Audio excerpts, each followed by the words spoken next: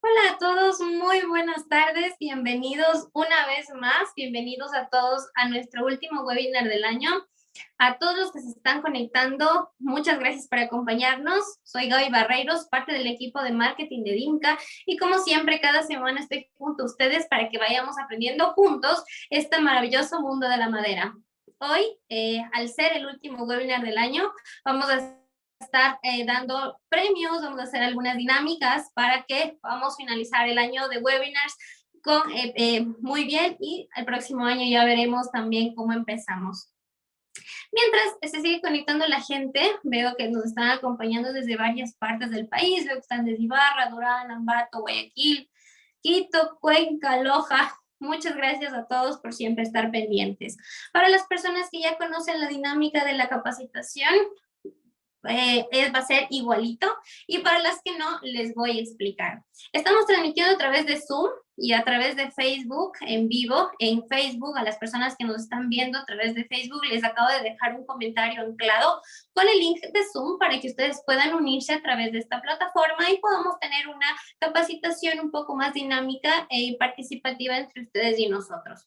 Para los que ya están viéndonos desde Zoom, van a encontrar en sus pantallas iconos similares a los que ustedes pueden ver de preguntas y respuestas y de chat. Y después de toda la capacitación, después de la presentación que vamos a tener hoy, ustedes pueden dejarnos sus preguntas, sus inquietudes, sus comentarios, sus acotaciones, su participación y nosotros podemos leerla y podemos compartir con ustedes. Vamos a la siguiente. Para las personas que se conectan a través de Zoom también van a recibir un certificado digital avalado por nuestro capacitador de hoy, similar al que ustedes pueden ver en sus pantallas. Al finalizar de esta capacitación van a encontrar una opción que dice ir a formulario. Le dan clic a esa opción y van a acceder a un formulario en el que ustedes deberán colocar su nombre y su apellido tal y como quieren que aparezca en su certificado y también deberán colocar su correo electrónico. Siempre hago énfasis en que revisen bien su correo electrónico, que no tenga ningún espacio, ninguna coma de más, ninguna letra que esté de más, para que el sistema pueda reconocerlo automáticamente y pueda enviar certificados a sus correos.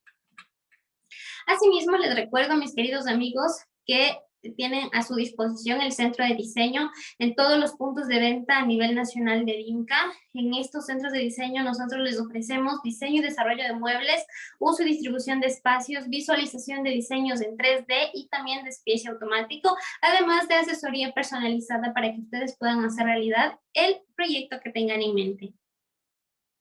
Asimismo, les comento que está a su disposición el optimizador de corte online totalmente gratis, las 24 horas del día, los 7 días de la semana, en nuestra página edimca.com.es.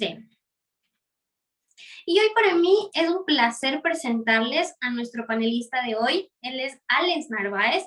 Él es profesor universitario de la Universidad Internacional SEC del Ecuador. Él es arquitecto por la Universidad Central del Ecuador. Además, él posee estudios de posgrado a nivel de maestrías en tecnologías, arquitecturas, es el Politécnico de Torino, recuperación urbana, desarrollo y gestión territorial.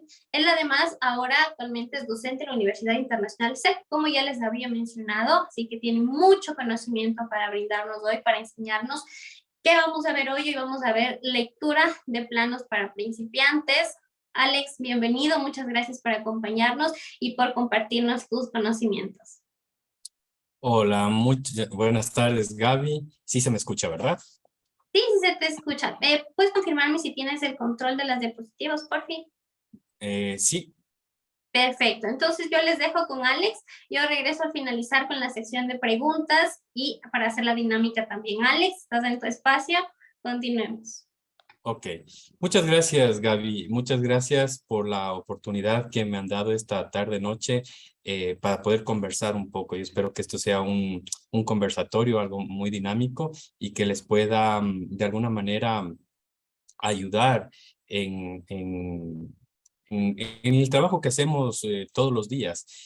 Gracias también a todos aquellos que se nos han unido a esta charla, que veo que son de diferentes partes y ciudades del Ecuador. Así que bienvenidos a todos y a todas y a todos.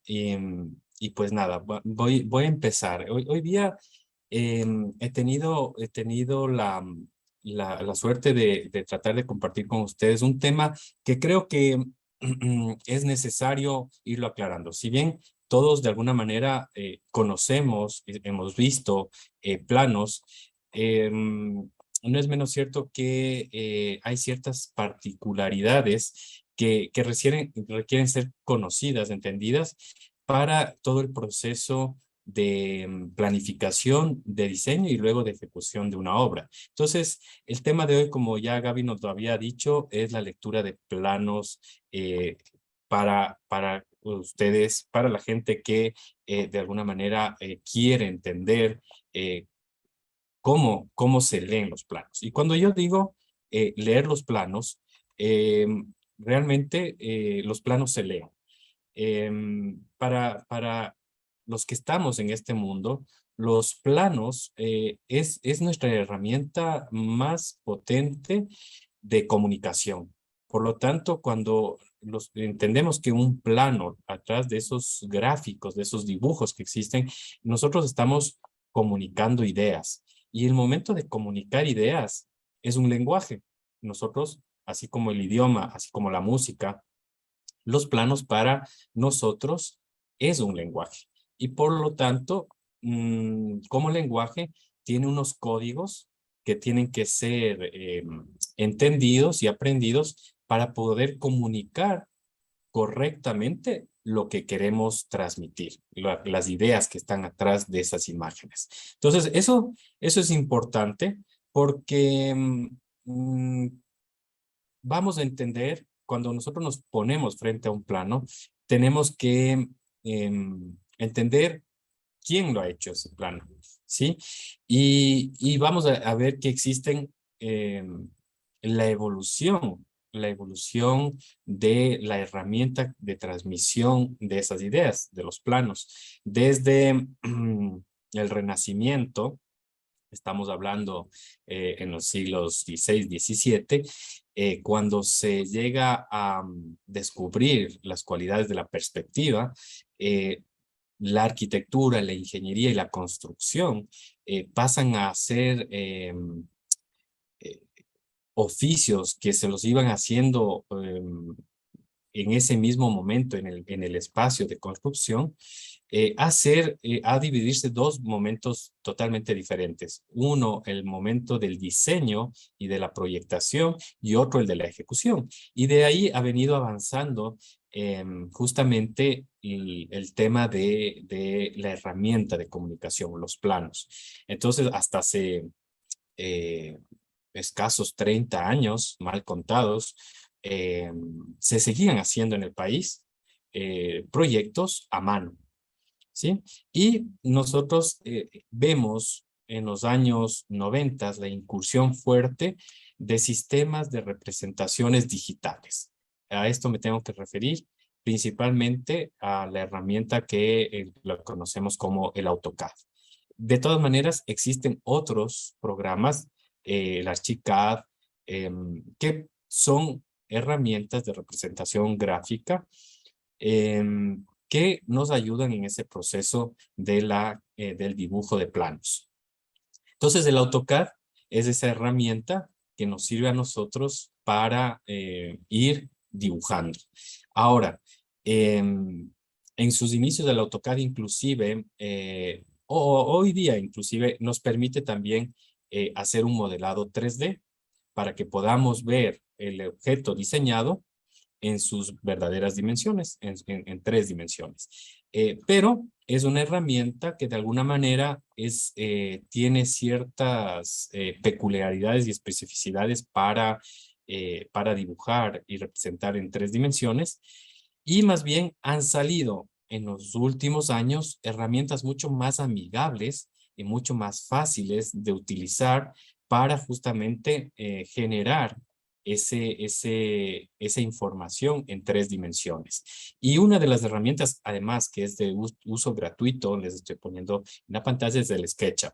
El SketchUp es un programa, es un software de Google que uno se puede descargar, y es un software que nos permite graficar con mucha facilidad porque tiene una serie de herramientas que son muy didácticas, que nos permiten esa información que le habíamos elaborado en 2 dimensiones en el AutoCAD, importarlas hacia el SketchUp y ahí levantarlas y poner las texturas, ponerles colores, ponerles materiales. Entonces, hoy en día no se usa un solo programa para poder graficar, para poder dibujar, sino más bien es la confluencia de una serie de programas que trabajan conjuntamente que nos permiten cada vez tender más, sin perder las características técnicas del dibujo,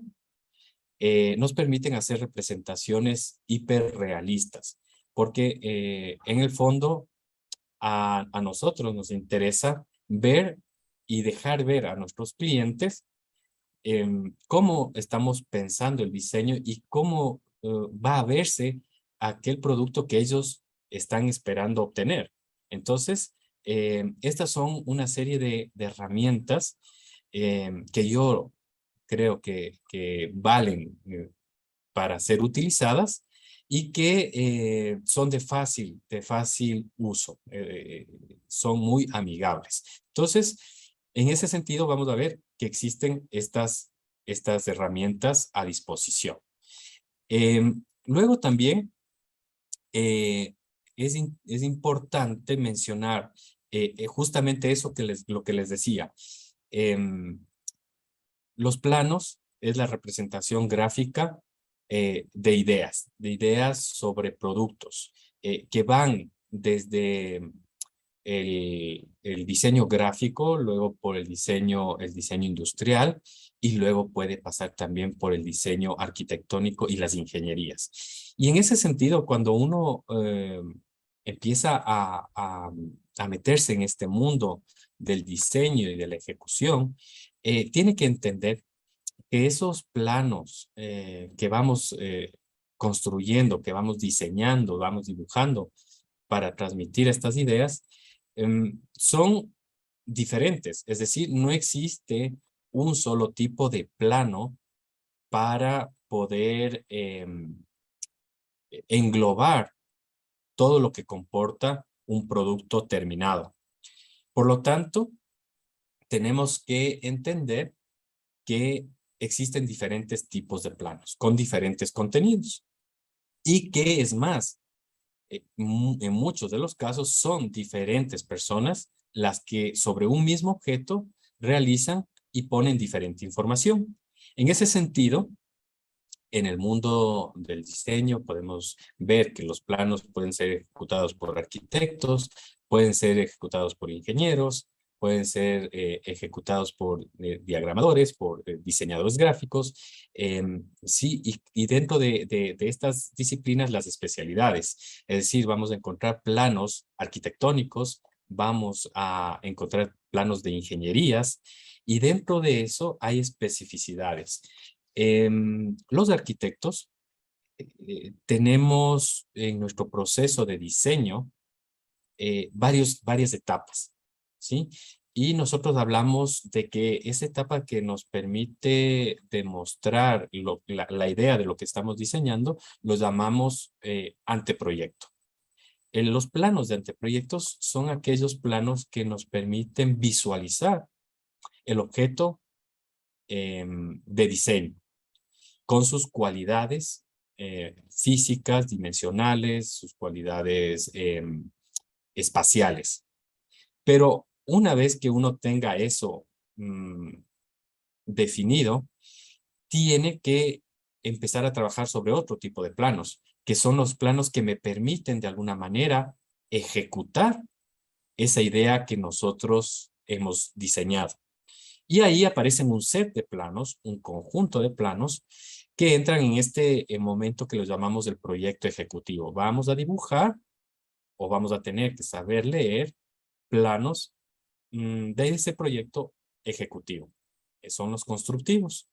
Y ahí vamos a ver que existen, ya es como que hacemos un zoom al diseño y empezamos a ver las particularidades de ese diseño. Y entonces aparecen planos dentro de la ingeniería, por ejemplo, los planos estructurales, luego los planos eléctricos, los planos hidrosanitarios, ¿sí? Y dentro de los arquitectónicos, los planos del detalle arquitectónico, que no necesariamente es el detalle constructivo. Entonces, como ven, hay un sinnúmero de planos que permiten la correcta ejecución del objeto que estamos diseñando. Y eso sucede en la etapa, de planificación, llamémoslo así. Porque luego, ya durante la ejecución, nosotros tenemos que utilizar, leer correctamente esos planos y ejecutarlo. Es decir, se vuelve un manual de construcción del elemento diseñado. Cuando uno termina de ejecutar ya la obra, dentro de las responsabilidades que tanto los diseñadores tenemos, sean arquitectos, ingenieros o constructores, tenemos un set de planos más que tenemos que entregar y se llaman los planos as-built, terminología que proviene del inglés, que significa como construido. Es decir, nosotros tenemos que entender que hay un momento en la etapa de planificación y diseño que tiene que ser llevado luego a la ejecución. Durante la ejecución pueden suceder diferentes aspectos que obligan a tomar decisiones de cambios que de alguna manera van a afectar a ese diseño original. Por lo tanto, nosotros vamos a entregar a nuestro cliente un juego de planos de lo que realmente fue ejecutado. A ese set de planos los llamamos los as-built, ¿sí? Ese es un plano posterior. ¿Qué es importante? Esos planos, sí, porque esos planos, por ejemplo, el dueño de una casa, el cliente, si es que pasa el tiempo y empieza la casa a tener fallas, pues, y por ejemplo se detectan humedades, uno puede, yendo a esos planos y viendo dónde está la humedad, detectar si la humedad, qué origen tiene esa humedad. Si es una humedad por rotura de tubería, si es una humedad por capilaridad del suelo, en fin, podemos, y no necesitamos hacer este trabajo de picado de toda una zona para llegar a descubrir dónde está el tubo. Uno se refiere a esos planos y ya tiene la ayuda de aproximarse y tener cuidado donde poder hacer el trabajo de arreglo. Lo mismo sucede cuando colocamos muebles, es decir, muchas veces sucede que vamos a instalar los muebles y para fijarlo a la pared ponemos unos pernos y esos pernos, cuando uno hace la perforación en la pared, ha cruzado por ahí una tubería y esa tubería se agujera y genera una fuga. Entonces, tener esta información de los planos as-built nos permiten de alguna manera tener ciertas seguridades de que ciertos imprevistos los podemos evitar. Y como ustedes conocen, los imprevistos en el fondo son aspectos que uno no controla, pero que de alguna manera afectan a los costos finales y a los tiempos de la ejecución del proyecto. ¿Sí? Entonces, eso es importante porque vamos a ver entonces que todos estos tipos de planos vamos a tener que empezar a entender, a leer para no tener ningún problema.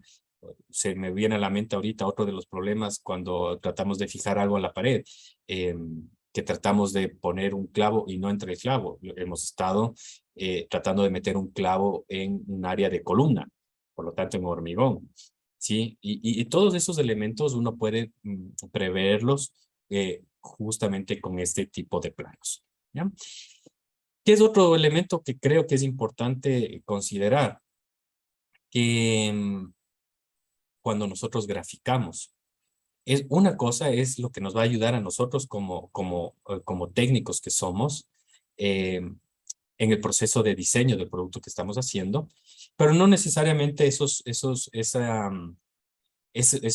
planos, esa información tiene que ser comprendida y entendida por nuestro cliente. Por lo tanto, nosotros manejamos un producto que es para vender, ¿sí? Y ahí creo que de las herramientas más potentes que hay hoy en día son todos estos programas o softwares que lo que nos permiten hacer es un modelado en 3 dimensiones que nos visualiza cuál es el producto final que estamos diseñando para nuestro cliente. Y para el cliente se vuelve muy fácil poder entender desde ese tipo de imágenes lo que técnicamente está traducido o está contenido en los planos. Entonces es importantísimo, diría yo, siempre tener en cuenta eso. Una vez que les he mencionado eso, les voy a dejar ver una última obra que, que la estuve yo realizando para un cliente acá en Quito y que es una vivienda. Es una vivienda donde el cliente lo que me había pedido es que le haga su casa, una casa que no sea muy grande, era de una pareja jubilada, por lo tanto viven 2 personas y de vez en cuando tienen la visita de los nietos o de familiares para poderlos recibir. Sí, y querían tener muchos espacios mm, amplios, espacios abiertos. ¿Sí? Entonces, en la imagen lo que les estoy haciendo ver es un modelado, es el modelado 3D de la vivienda que les diseñé. Es una vivienda, como ustedes ven, que está compuesta como de dos segmentos o 2 partes, 2 pabellones, unidas por el elemento de circulación que me permitía irme hacia el área social del lado izquierdo y dirigirme al área más privada hacia el lado derecho. Y en el área social querían que este espacio sea un espacio único, fluido, y que la cocina sea parte incluyente de ese espacio. Una cocina abierta, una cocina, por lo tanto, que no es un tema solamente funcional, sino también es un tema estético que tenía que ser diseñado en ese sentido.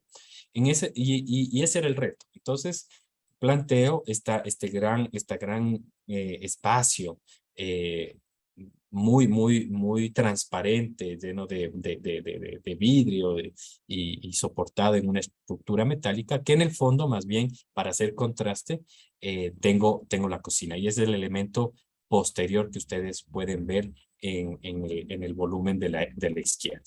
Esa es la casa.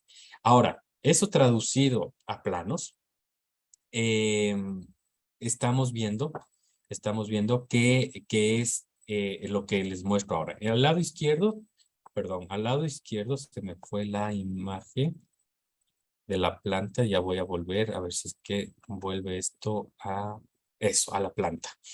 Del lado izquierdo, oh, perdón, esto se me está moviendo mucho. Eco. Ahora sí. Del lado izquierdo tenemos lo que les decía, ¿verdad? Estos 2 pabellones, el del área más íntima, los dormitorios, el walk-in closet, el baño, y el primer volumen, el más transparente, más bien el de la sala, comedor y la cocina en ese fondo. Y claro, es un espacio único, es un espacio corrido que tiene de fondo una ventana que mira o desde la cocina puedes ver hacia el exterior, hacia el patio posterior, donde querían que haya unos huertos para poder ver lo que cosechaban ahí, lo que cultivaban. Y es una cocina abierta, donde lo que querían es, además, es personas que les gusta cocinar, y querían tener un gran mesón central, una isla, y dentro de esa isla poder tener ese espacio para preparar los alimentos y además un pequeño desayunador. Entonces, en la figura de la derecha lo que ustedes están viendo es justamente la ampliación del área donde va a tener lugar la cocina. Y es una cocina, como le ven, con una isla, un mesón longitudinal donde se encuentra el fregadero en el fondo, los muebles de lo que es la refrigeradora y los hornos que están conjuntos o al lado de esta área, y luego unos muebles de apoyo que tienen todas las cocinas y unas alacenas donde poner los productos eh, no perecibles que uno utiliza cuando cocina. ¿Okay? Entonces, ese era el reto. Entonces, cuando ya definimos todos estos aspectos arquitectónicos de cómo tenían que verse, el siguiente paso es bajar la escala, hacer un zoom y mostrar ya el diseño de los muebles. ¿Sí? En ese sentido, es importante, aquí alguna particularidad de ese espacio, y era que, o es que como este espacio era único, es un único corrido, el área social es único y está unida a la cocina, cuando uno prepara alimentos, suelen salir vapores y olores de la preparación. En unos casos son menos fuertes, en otros casos si uno prepara pescados o mariscos, son olores bastante fuertes que luego pueden inundar y generar un espacio no muy agradable de olores en el área social. Por lo tanto, miren, yo aquí he señalado, estoy en la imagen de la derecha, no sé si se ve el cursor, hay unas líneas punteadas. No querían tener un sistema de extracción mecánico, sino más bien de ventilación natural. Entonces se hizo un detalle en la cubierta como una especie de tragaluz, pero no es un tragaluz, sino es una especie de chimenea que lo que pretende es sacar esos vapores que están sobre el mesón de preparación de los alimentos. Entonces, eso es importante citar, que uno pueda entender cuando uno va a diseñar los muebles, inclusive para determinar los materiales con los que uno va a trabajar y los acabados que estos deben tener. Porque por ahí tendería a evacuarse todos los olores y el humo y el hollín que pueden resultar de la preparación de alimentos. Entonces,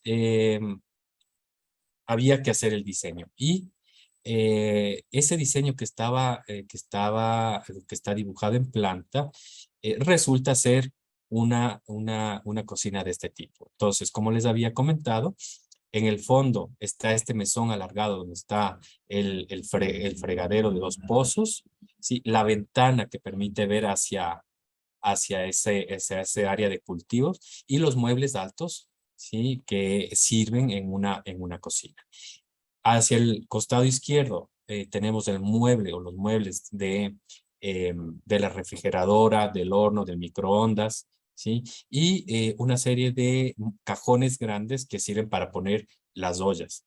Es importante entender que estas cocinas, digámosle, no quiero decir minimalistas, pero muy puras de niñas, muy abiertas, muy públicas,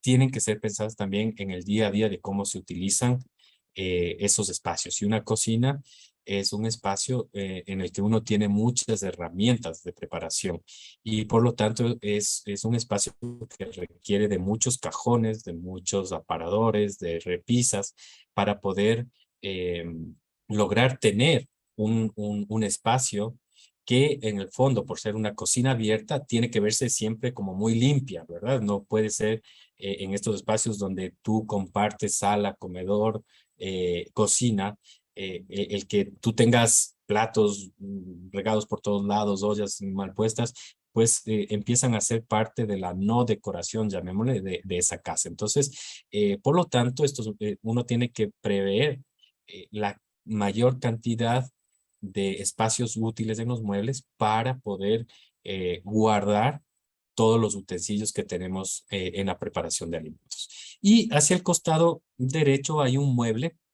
que luego ya van a ver que hay unas modificaciones que se le fueron haciendo al diseño original, que iban a permitir tener ciertos elementos de limpieza que no se habían considerado. Entonces, con esta imagen, una imagen muy plana de los planos, era no tan bien entendida necesariamente por el cliente, pero cuando ya reciben este tipo de imagen, pues ya empiezan a entender de qué se trata, de qué va el diseño, ¿verdad?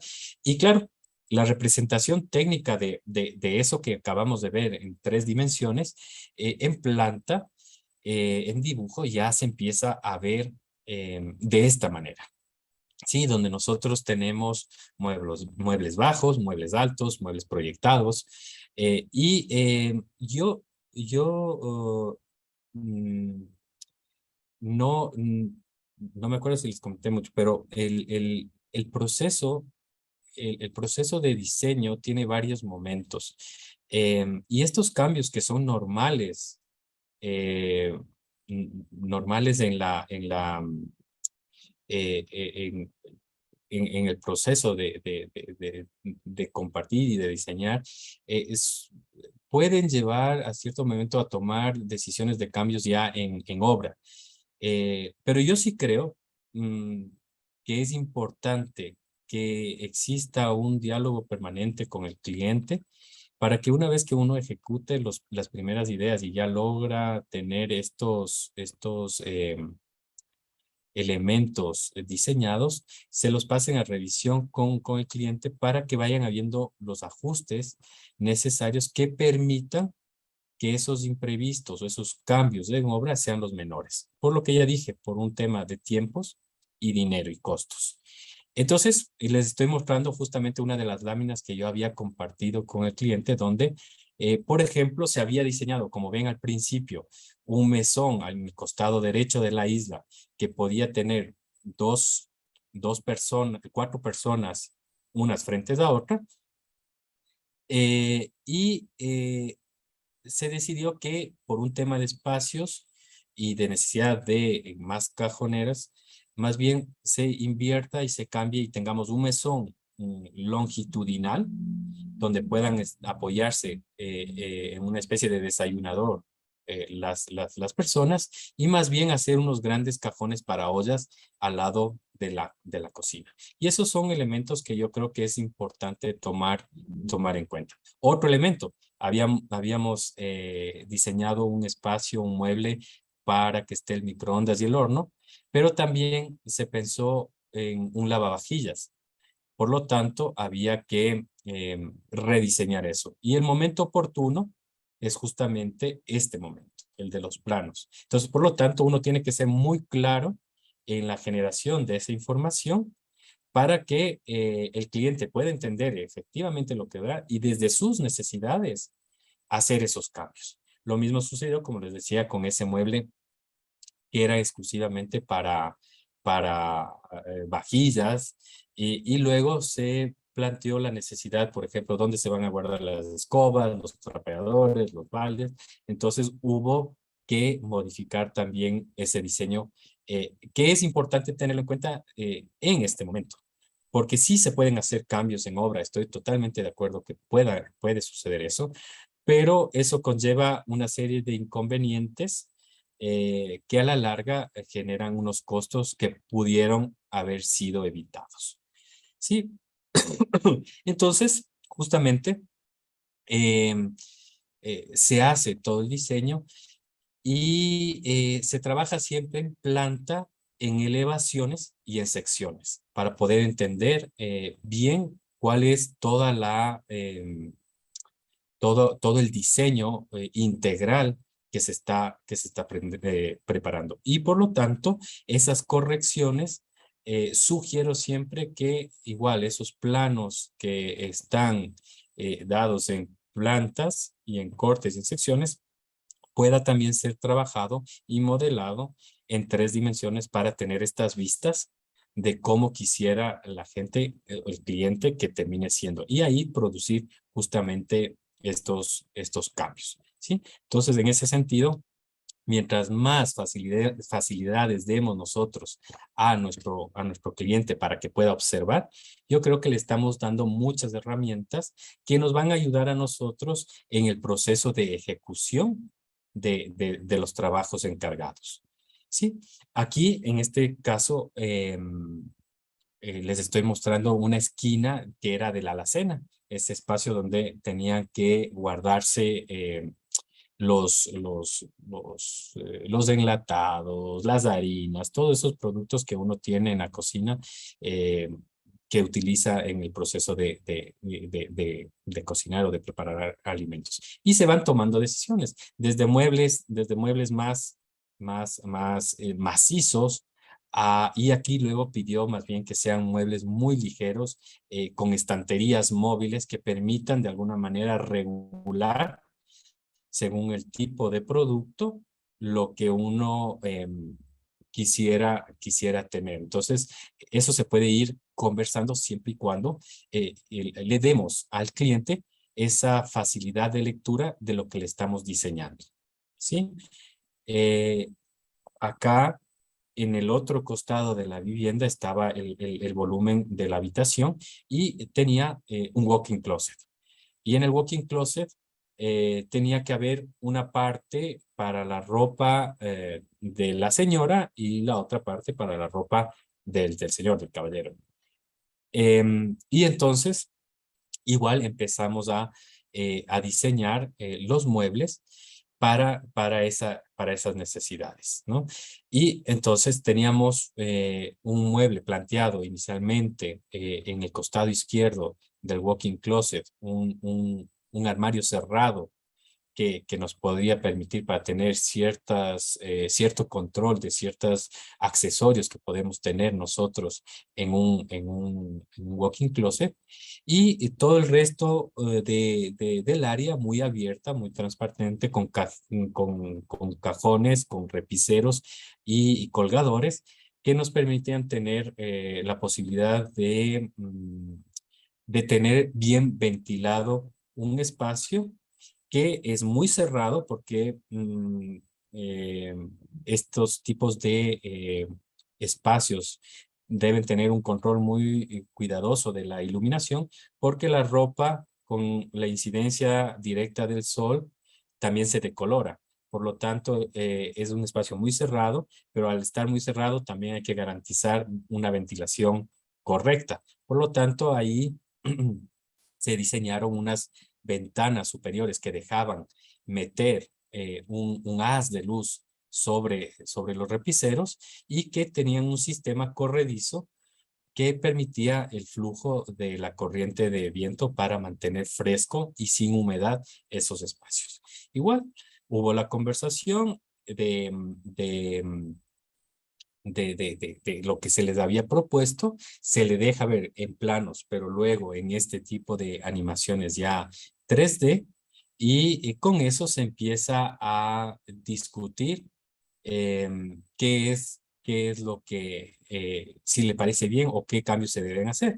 Por ejemplo, se había diseñado unas zapateras en el costado derecho, pero la señora dijo, no, yo tengo un montón de carteras, ¿dónde las voy a poner? Pues nada, es la hora de poder diseñar y cambiar esas zapateras por espacios para colocar carteras. Y dejar, más bien, dijo que ella no tenía ningún problema en que en la parte inferior podría tener apiladas una al lado de otro los zapatos. Entonces son cambios que son muy importantes tenerlos en cuenta, porque repito, los cambios sí se pueden dar en obra, pero esos cambios tienen que ser los menores. ¿Bien? Esto de trabajar a este nivel, con esta claridad y estos elementos, digamos, de una hiperrealidad, imágenes hiperreales, lo que me permiten es mantener una conversación con el cliente y poder ir resolviendo problemas eh, imitando esa realidad. ¿Sí? Eh, y claro, como yo les decía, es importante cuando uno ya tiene trabajado ese diseño de muebles y están acordados, es importante cuantificar. Hay que cuantificar para poder sacar un presupuesto final, un presupuesto real en función de las decisiones de las decisiones que uno va tomando, ¿verdad? Y por lo tanto, para cuantificar lo que necesitamos es un alzado y un corte. Entonces nosotros tomamos las medidas de ese alzado y los vamos poniendo en un Excel. Eso es muy fácil, ¿cierto? Ponemos medidas, dimensiones y alturas y nos va calculando los volúmenes de una manera automática, inmediata. Entonces, lo que uno tiene que hacer es el proceso nada más de dimensionamiento. Para eso nos sirve la planta y el alzado. Les estoy mostrando un corte, uno de los cortes que era longitudinal a través del área social. Entonces, en la parte derecha estaba la sala, el comedor. Se ve el corredor de las escaleras que me permiten subir al estudio que está en la parte superior o al corredor inferior que nos lleva al área de dormitorio. Y en el costado izquierdo está la cocina con esa ventana que les decía que hay este talud donde se iba a sembrar. Quieren hacer unos huertos, entonces uno tiene esa ventana para controlar esos huertos y poder ir a cosechar, y ahí atrás está el lado de la alacena donde podemos ir a colocar todo lo cosechado. Y hay ese detalle que les decía en la parte superior del mesón, que es esta especie de chimenea que me permite extraer por convección, es decir, por un cruce de vientos, el efecto chimenea, sacar los olores que se producen en esta área y que de alguna manera no se ve afectado el área el área pública, la sala y el comedor. ¿Sí? Entonces es importante, como les digo, trabajar también el corte. El corte nos permite tener mucha información útil y fundamental para la cuantificación. Y es una imagen final que les quería dejar ver de cómo es la vista de esa cocina, desde ese mesón, que es desde esa isla, hacia la sala y hacia el comedor y el patio. Para ir cerrando esta primera parte y producir más bien luego el espacio de las preguntas, siempre es importante entender cuáles son esos elementos o esos factores que permiten llegar a determinar el costo final de la obra. Lo primero, el diseño. Nosotros tenemos la capacidad de que a través del diseño nosotros ya podamos controlar de alguna manera los costos finales, porque ya toma en cuenta ciertos aspectos que van a ser necesarios en el proceso ejecutivo. Evidentemente, ligado a esos factores de costo son las dimensiones, ¿sí? Por lo tanto, entender que uno en esas dimensiones puede generar una serie de elementos que nos permitan controlar o hacerle polifuncionales a ciertos elementos del diseño, nos van a garantizar de alguna manera también tener en cuenta y los costos. Luego están acabados y algo que es muy importante, los accesorios, porque dirán, los acabados y los accesorios son elementos que de alguna manera pueden hacer que el costo final de los muebles sean mayores o menores, porque de alguna manera en los trabajos generales tenemos el mismo tipo de materiales y las cantidades son las mismas, pero ya en los acabados y en los accesorios que utilizamos, ahí sí hay un factor que puede hacer que sea un mueble, digamos, más económico o un mueble más caro. Elementos que uno hay que considerar, el transporte y que los imprevistos, si es que manejamos todos estos criterios, los imprevistos deberían no rondar más allá del 5% del costo directo. ¿Sí? Eso es importante y les quería mencionar. Luego hay una serie de criterios que hay que tomar en cuenta. No es lo mismo trabajar sobre una obra nueva que trabajar sobre una remodelación. Entonces, esos son factores que hay que tomar en cuenta en el momento de hacer estos planos porque tienen que ser exactos. ¿Para qué? Para evitar menores imprevistos. Quería terminar con ustedes mostrándoles una aplicación que ustedes la pueden encontrar en el navegador, en el internet. Se llama Polyboard, que es una aplicación, es un programa, es un software que nos facilita el, el diseño de mobiliario. Porque es casi un juego. Esto es un juego donde nosotros encontramos una serie de piezas, las armamos y el programa mismo va a ser el despiezado de todos los elementos que compone el mueble diseñado. Y con ese despiezado, ustedes ya ven, Edinca además tiene esos servicios del despiezado y luego el corte. Uno con ese trabajo entrega eso y luego el proceso de fabricación de las piezas se vuelve automática y luego simplemente uno arma en el sitio todo el mueble y con sus piezas. Inclusive los herrajes en este programa están considerados. Por lo tanto, les dejo ahí un caramelito para que ustedes vayan y pongan Polyboard en el internet y pueden descargarse inclusive la versión gratuita o también hay unas versiones pagadas que tienen otros tipos de ventajas sobre aquel programa abierto. Eso quería comentarles esta noche, más bien pasar a la parte ya de las preguntas.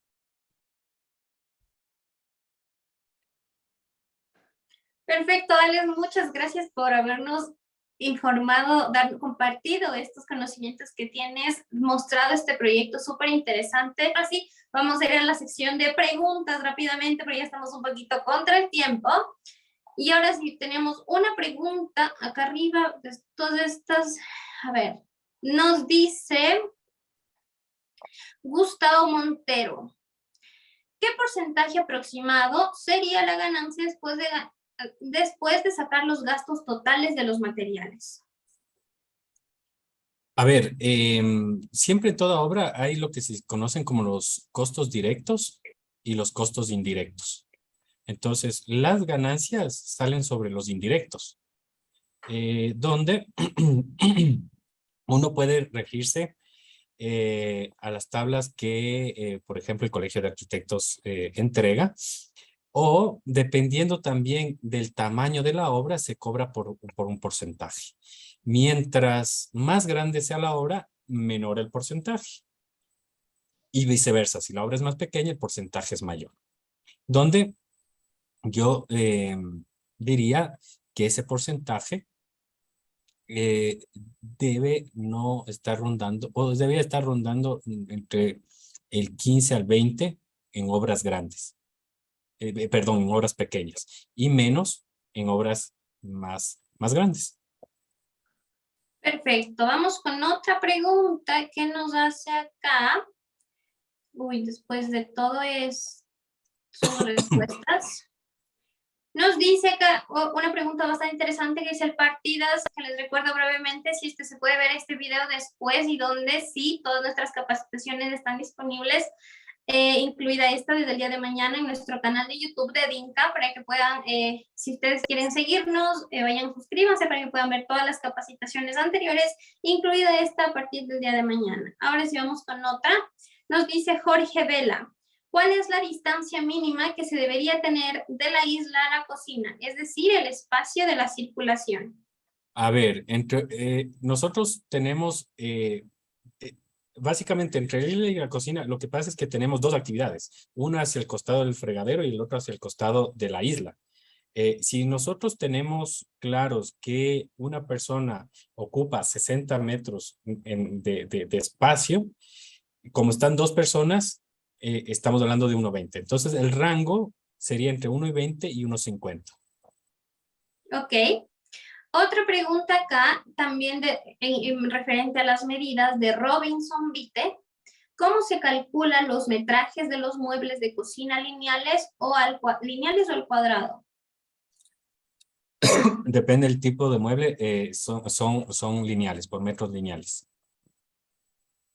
Ok, otra pregunta de Natalia Gianella Lobor. ¿Qué tipo de material se usa para el área del fregadero? Para el área del fregadero. Eh, un melamínico puede servir.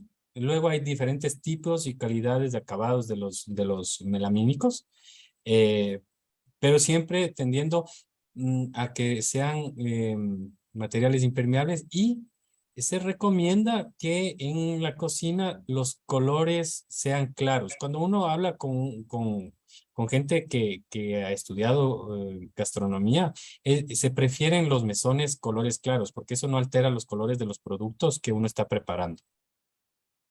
Ok. Tenemos otra pregunta de Carlos Castro. Nos dice, ¿el despiece que hace el polyboard parte de la perspectiva o planta de un mueble? No entiendo la pregunta. ¿El qué?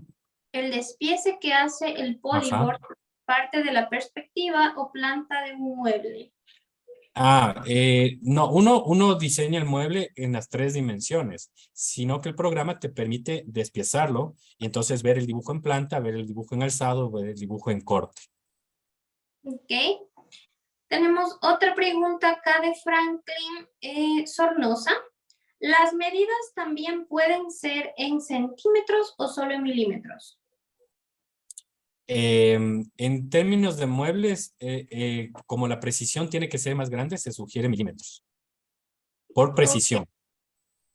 perfecto. Vamos con una última preguntita por cuestión de tiempo ya. Muchas gracias a todos por dejarnos sus inquietudes. Nos dice Katiuska Íñiguez, ¿qué espacio debe haber en los pasillos y rampas para sillas de ruedas? De los anchos, me imagino que está hablando. Ujú. En pasillos, en un sentido, 1,20. Por lo tanto, si estamos hablando que tienen en 2 sentidos, 2,40. Y lo que sí hay que poner mucha atención en rampas son las pendientes. No superar una pendiente del 8%. Ok. Muchas gracias, Alex. Muchas gracias a todos por estar aquí, por estar unidos hasta esta hora también, porque siempre cada semana, sin importar el horario, siempre están pendientes. Gracias, Alex, también por darnos parte de tu tiempo y compartirnos también tus conocimientos. Ojalá que este no sea la última vez, la primera y la última, sino que el otro año podamos retomar también otros cursos. Muchas gracias, gracias Gaby, gracias a todos los que nos siguieron, nos unieron y vieron esta charla. Agradecerles a ustedes por darme esa oportunidad. Encantado cuando ustedes necesiten enfrentar otros temas, encantados de ayudarles. Y nada, desearles que tengan unas buenas fiestas, una buena Navidad y que el próximo año nos traiga a todos muchas bendiciones y éxitos.